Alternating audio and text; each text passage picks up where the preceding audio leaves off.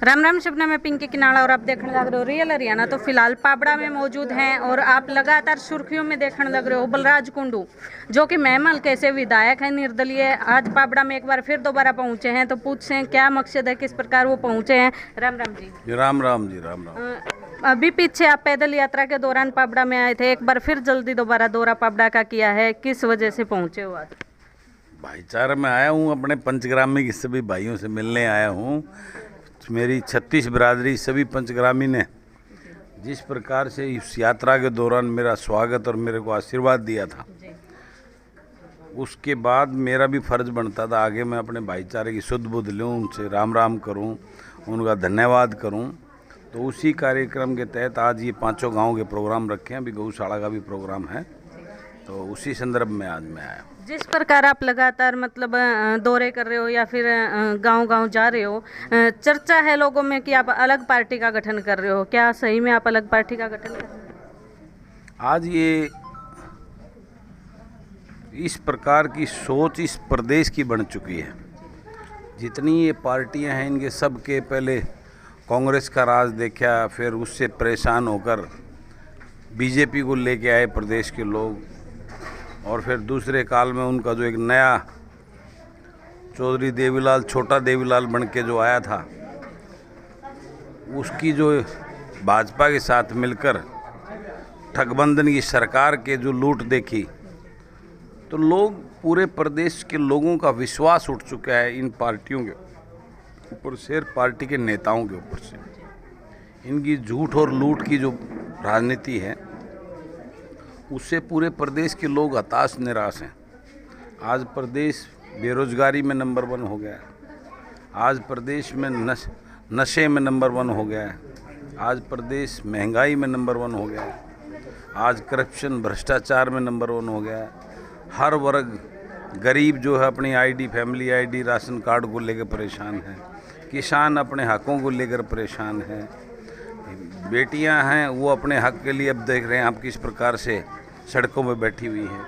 हर वर्ग पीड़ित परेशान है, कर्मचारी अपनी ओल्ड पेंशन स्कीम की मांगों को लेकर। इन सरकार से हर वर्ग पीड़ित परेशान है और आज लोगों को कोई रास्ता नज़र नहीं आ रहा। जब मैंने पूरे प्रदेश की यात्रा की और जो चीज़, जो भावना मैंने लोगों के बीच में देखी और उसको महसूस किया, लोगों का इन सभी पार्टी नेताओं के इन दलों से तंग और आ चुके हैं, विश्वास उठ चुका है। तो इस प्रदेश को बचाने के लिए, इस युवाओं का भविष्य बचाने के लिए मैंने जन सेवा की सोच रखने वाले पढ़े लिखे युवाओं को, जो गरीब किसान मजदूर के घर में पैदा हुए हों, ऐसे युवा पढ़े लिखे ऊर्जावान युवाओं को राजनीति में भागीदारी करके एक जन सेवक मंच, जन सेवा की सोच के तहत इस प्रदेश को बचाने के लिए हमने इस पार्टी, नई पार्टी बनाकर इस प्रदेश के हित में, प्रदेश की सेवा करने के लिए, जो पार्टी लोगों की अपनी पार्टी होगी, उसमें ना लूट होगी ना झूठ होगी, सिर्फ और सिर्फ प्रदेश को बचाने के लिए, प्रदेश को खुशहाल करने के लिए, प्रदेश के लोगों की सेवा करने के लिए, उनका सेवक बनकर ऐसे लोगों को एक टीम खड़ी करके एक नई पार्टी बनाने का हमने निर्णय लिया है। पहलवानों के बारे में आप क्या कहना चाहोगे, जो लगातार धरने पर बैठकर और गंगा में मेडल पाने के लिए वो मजबूर हो गए, आज उनके लिए आप क्या कहना चाहोगे?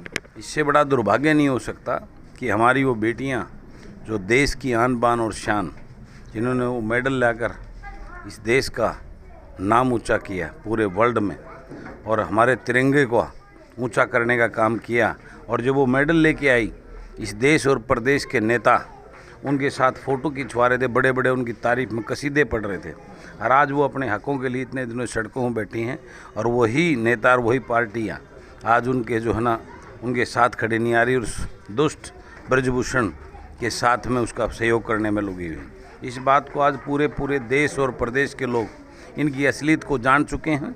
ये जिस प्रकार के नारे देते हैं, बेटी बचाओ, बेटी पढ़ाओ, बेटी खिलाओ, और नारी सशक्तिकरण की बात करते हैं, इनकी सच्चाई आज पूरे देश की महिला शक्ति भी जान चुकी है और पूरा देश जान चुका है। आखिर अब उनके लिए क्या रास्ता है, किस प्रकार उनको न्याय मिल सकता है?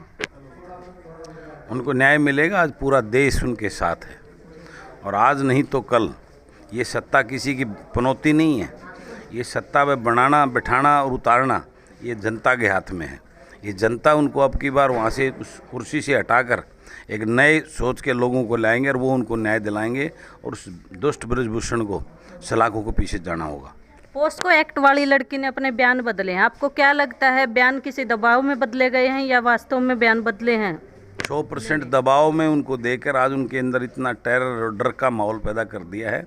उस मजबूरी में, नहीं तो एक बाप इतने दिनों से खुले मंच पे मीडिया के सामने अपनी बेटी के साथ आप बीती को बता रहा था, आज वो इस प्रकार से अगर है तो वो कितने प्रेशर में होगा, ये सोचने की बात है।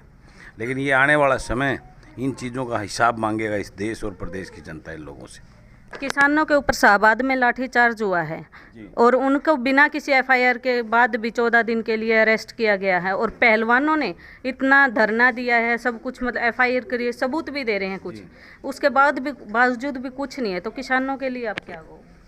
ये तो किसान इस सरकार में पहले दिन से ही सड़कों पर बैठे अपने हकों के लिए, और कितनी बार किसानों के ऊपर इस प्रदेश की तानाशाह सरकार ने लाठियां बरसाकर उनको जेलों में डालने का काम किया, इतने केस उन पर डालने का काम किया। लेकिन ये अति हो चुकी है, इसका बिल्कुल अंत आ चुका है तानाशाह सरकार का।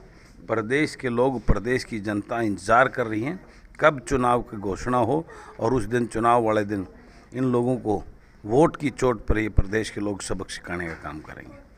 एक विषय चर्चा में है कि निर्दलीय विधायक बोल रहे हैं खट्टर सरकार को कि जेजेपी के बगैर भी सरकार चल सकती है हमारे साथ। क्या आप भी उनके साथ हैं? मैं तो पहले दिन से ही मेरा एजेंडा क्लियर है।